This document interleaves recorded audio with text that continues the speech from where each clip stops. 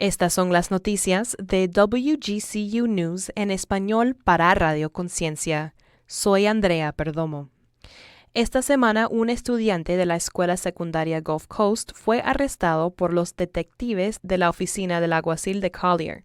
La agencia determinó que el joven era responsable de una amenaza de violencia en las redes sociales contra la escuela secundaria Pine Ridge.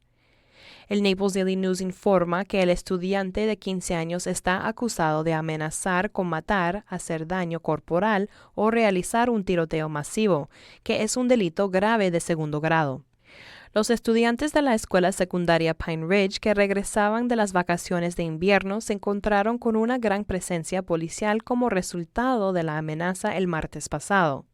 El estudiante confesó haber hecho la amenaza en Facebook, pero niega cualquier plan real o intención de realizar un ataque.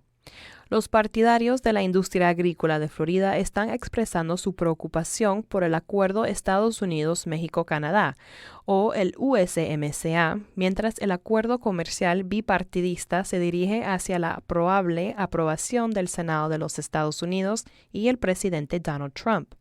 El USMCA es una revisión del Trato de Libre Comercio de Estados Unidos, que los productores de Florida dicen que ha sido un mal negocio para ellos.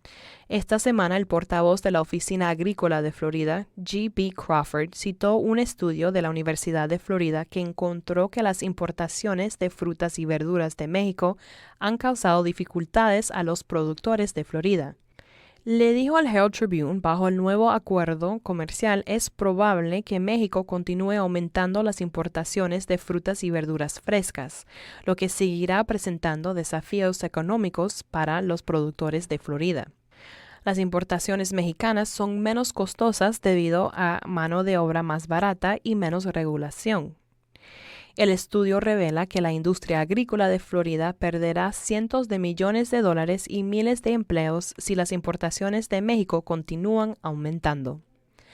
Estas son las noticias de WGCU News en español para Radio Conciencia.